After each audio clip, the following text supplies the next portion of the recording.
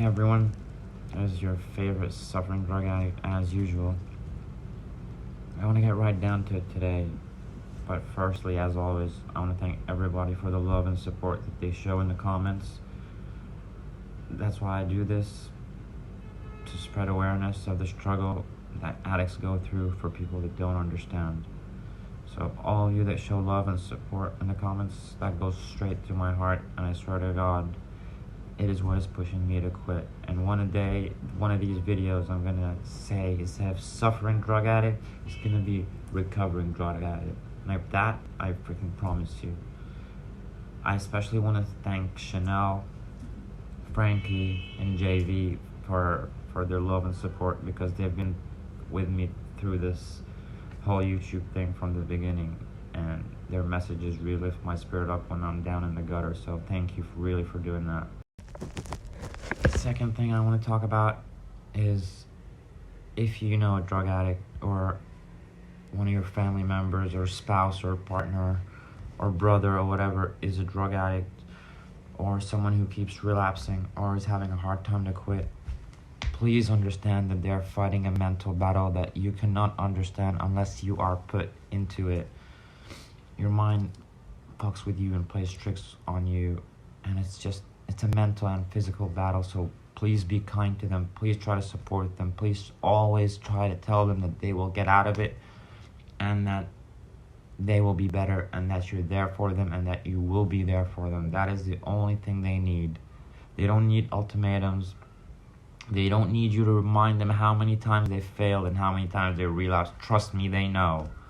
They know how many times they failed, and they're trying to get through it. So if you know someone who's trying to get better, please be kind to them. Now, if you've ever been to NA, AA, read the Blue Book, been to any groups or meetings, the Blue Book and the NA tell you two sure things. One is that you're sick forever. It's a chronic disease that you will never heal from, and you have to keep on working at it. And two is that you have three ends that will not change.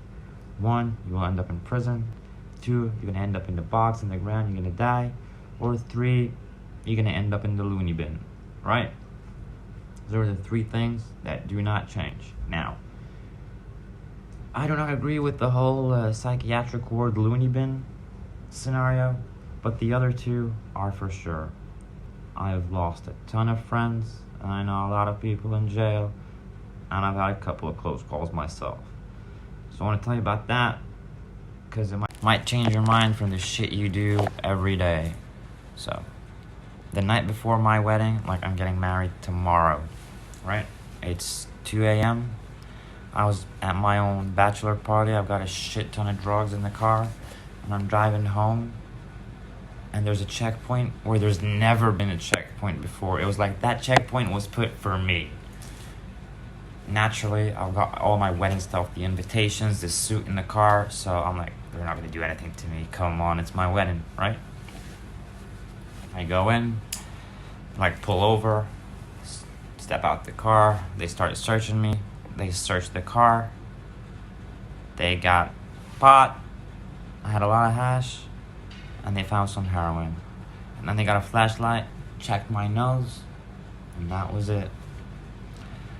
They put me in the cop car for like an hour. I was sitting there. I begged and pleaded with that fucking cop. I'm like, it's my wedding tomorrow. I swear, look at the invitation, dude. Please, it was just a bachelor party. I don't do this shit. Please let me go. You're gonna destroy two families. You're gonna destroy everybody's reputation just for one night of fun. Please, dude, I'm begging you. And he would have none of it. They threw me in the cop car. Out of desperation, I saw a higher ranked guy, so I jumped out of the back of the car over some dude to try and reach him, and I'm like, hey, please just listen to me, check it out. Of course, I got beaten up and trashed for doing that. They took me to the station, they threw me in a cell, and that was it. Tomorrow I'm gonna be in front of the judge, and that was it. And I saw my whole freaking life flash before my eyes. Nobody in that cell could believe that my wedding was tomorrow. Now look it. stuck in a cell with about 40 other guys. There's no place to sit, no place to sleep. I've got no phone. I found a phone, a cell phone. I grabbed that phone and I'm looking, and I cannot for the life of me remember a single number to call except two. One of my guy friends and my grandma. And I thought about it, and I only get one call. If I call the dude, he's not gonna do shit. So I call my grandma in the middle of the night. An 83-year-old woman in the middle of the night, 86. I woke her up. I'm like, Grandma, I'm in the fucking slammer. They busted me with drugs. Call my mom, call anybody. Please get me out of here. I'm getting married in like 12 hours. I'm supposed to be at the hotel. In 6 hours, I'm supposed to be getting my massage and my haircut and shit. And now here I am sitting in a cell. Anyways, 8 in the morning the next day, we go in front of the judge. And because he saw the invitation and because I changed my clothes in jail, so the clothes the report did not match what I was wearing, and it did not match a lot of stuff. So, and I had that invitation, so they let me go. But now they're not gonna let me go straight away. No, we're gonna have to wait until everybody goes in front of the judge, and then we're gonna go back to the police station, and then they're gonna let me go. By that time, it was gonna be 9 p.m. and I'm supposed to be at the hotel for my wedding maximum at 6, right? And now it's 5:45. Anyways, we make a few phone calls, we call in a few favors, TIA, this is Africa, this is how it works. We pull in a few favors, and by the grace of God, they let me go. Aside from the fact that I made it to my wedding and I was rushing through the streets, driving like a madman trying to get to the hotel and all of that, I was gonna shame 2 freaking families. I was gonna destroy my ex-wife's reputation. I was gonna make her family look like shit. I was gonna make my family look like shit.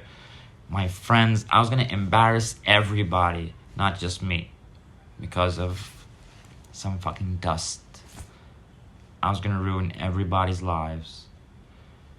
And everyone was gonna be distraught and sad because of my selfishness, because I wanna do drugs and I wanna get high.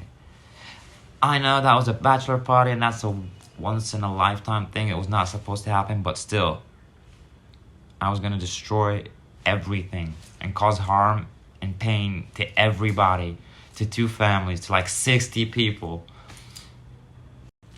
All that was gonna happen because of my selfishness, because I choose to do drugs. And I don't know about where you're from, but out here, if they bust you with heroin, it is like they caught you stealing your grandmama's pension. It is like they caught you fucking your grandma against her will. They will treat you the worst that you have ever seen, like you're the scum of the earth. They will kick you, beat you, bash you, insult you, treat you like shit just because you do that. If they bust you with hash, it's alright. If they bust you with coke, if they bust you with anything else, it's fine. But if they catch you with fucking heroin, you are the lowest of the low. You are the scum of the earth. They will you have no idea what they do to you. So, again, I was just gonna destroy everything because of me, because of my selfishness, because of my drug habit. So, that's one time. And that was the beginning of it. That was God or whatever trying to tell me, yo, this is just a small glimpse of what could happen. So that was one time. The second time was a few months ago, actually. I was with some dude who shoots up, and nothing against people that shoot up, it's just not my thing, and I don't like it, and I don't like to see it because it just fucks me up and makes my stomach turn. So I don't hang out with people that do it. I don't let them do it in my car. I don't let them do it in my house. I just don't like to do that. Now, there's this new thing that somebody figured out. You put eye drops instead of water or something, and then it makes them hallucinate and do fucked up shit.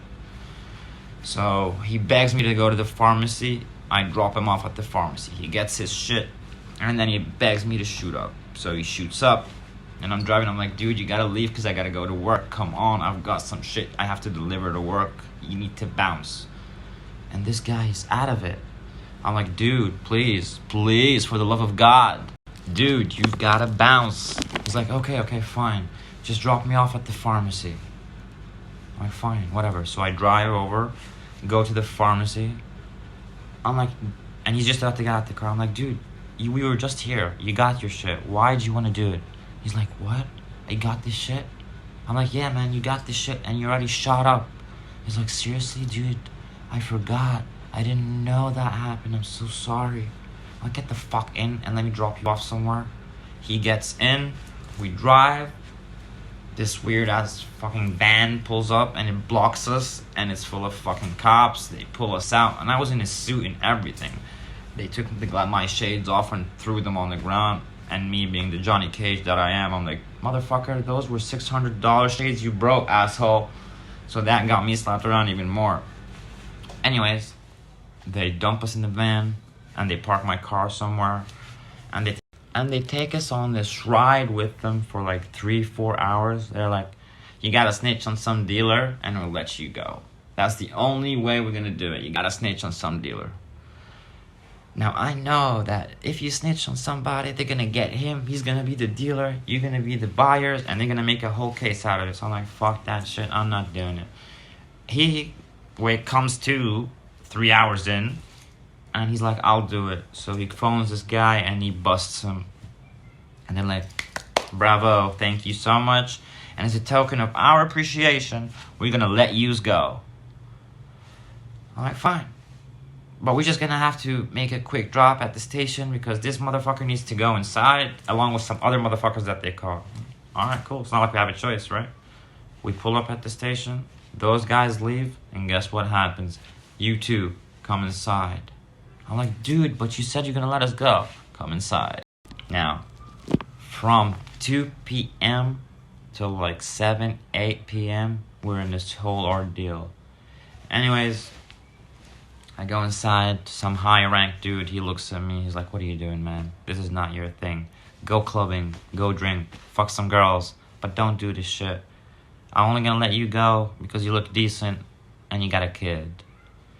Anyways, and he lets this other dude go with me after, they've wasted a whole day. So, and he has a kid too, and his kid has special needs. And we were gonna fuck our lives up. And our kids were gonna grow up without their dads. Again, because of dope. And when we got out, apart from the fact that I wanted to kill him, I told him, fuck off, I don't want to talk to you right now. We both left. You know what we both did? The first thing we both did after we got out of this whole shit was go get dope. I did it, he did it. Not from the same guy, not at the same time. But the thing is, before we went home, before we phoned our loved ones, before we did anything, TikTok, the deal's gonna close. And we both go our separate ways, and we both do the same thing like fucking idiots. The first thing we do after we just got out of the police station for fucking having dope was go get more dope.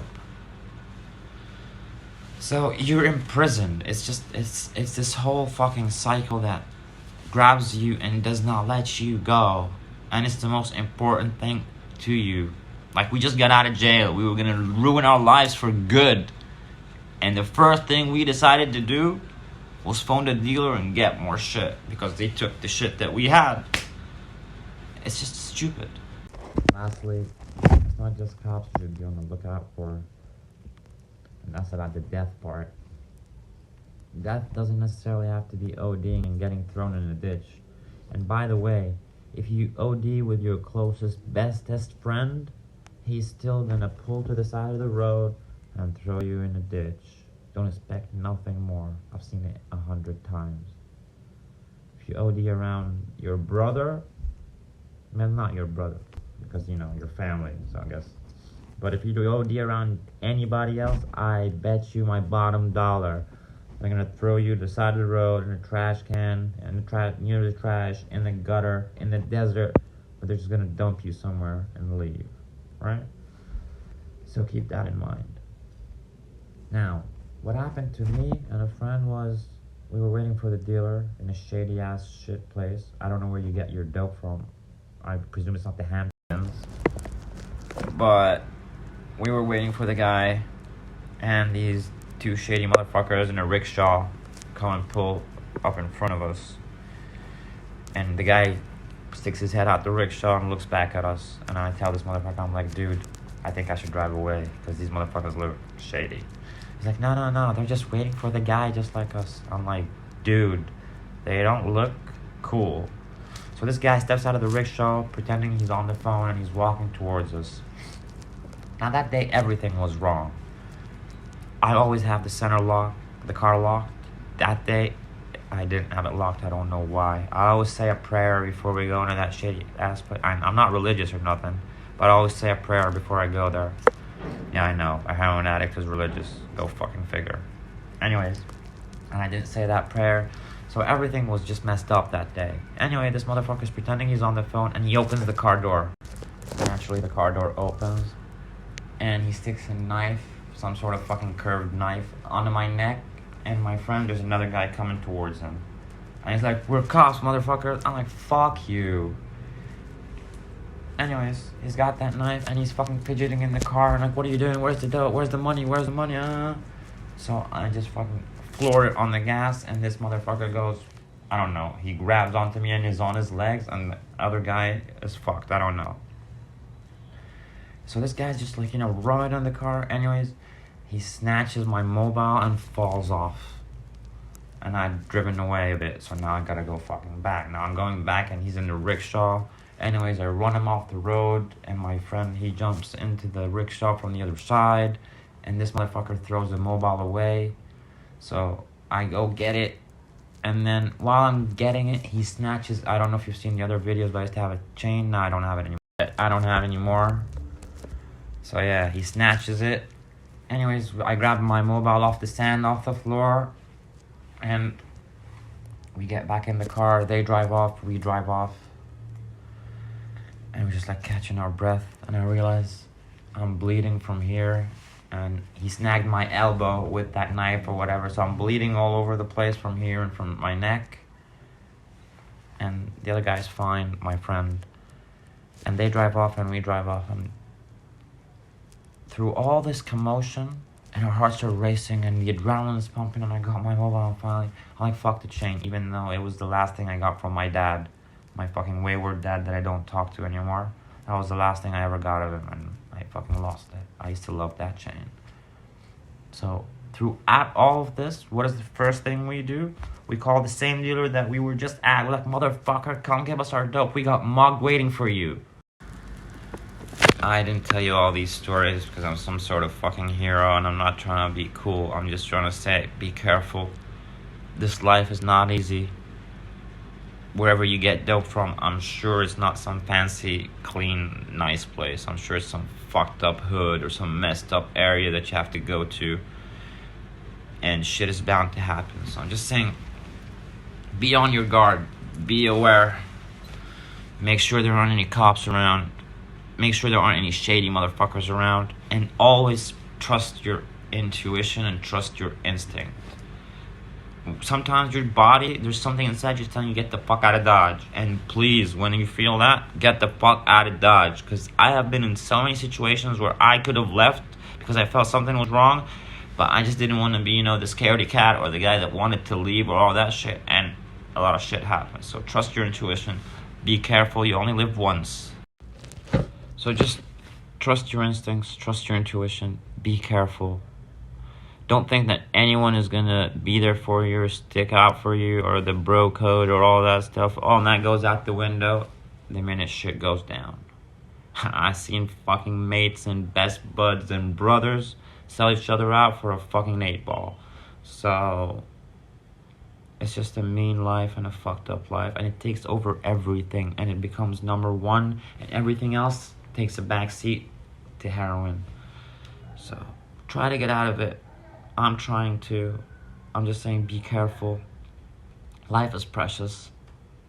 I've been on both sides. I quit and I've been a user, and quitting is great, and I really wish I could go back to that. So just be careful, and I hope everyone out there is safe, and I hope anyone in this sick cycle gets out alive and in one piece. Also, there's a movie called Body Brokers. if you're an addict getting into detox, especially in the US, I suggest you watch it. It'll tell you a lot about detox places and halfway houses and rehab places and how it's a business. And that I have a few judgments and reservations about NA and detox places and stuff like that, because when I was at home trying to quit one time, self-medicating and shit, and I had my dad with me at the time to take care of me, I had told him everything. I passed out and busted my face on a marble floor, and I broke my jaw, and I broke my teeth and my cheekbones, and I was in a bad way, bleeding everywhere. And I passed out and woke up in a bed somewhere without saying goodbye to anybody, without anything. I just found myself in a place. So that is one of the main things why I don't like the whole process and all that. So that's just my take on it. I'm sure not all places are bad, not all halfway houses are bad, not all detox places are bad. But my experience, I had a bad experience going into the whole NA detox halfway house cycle.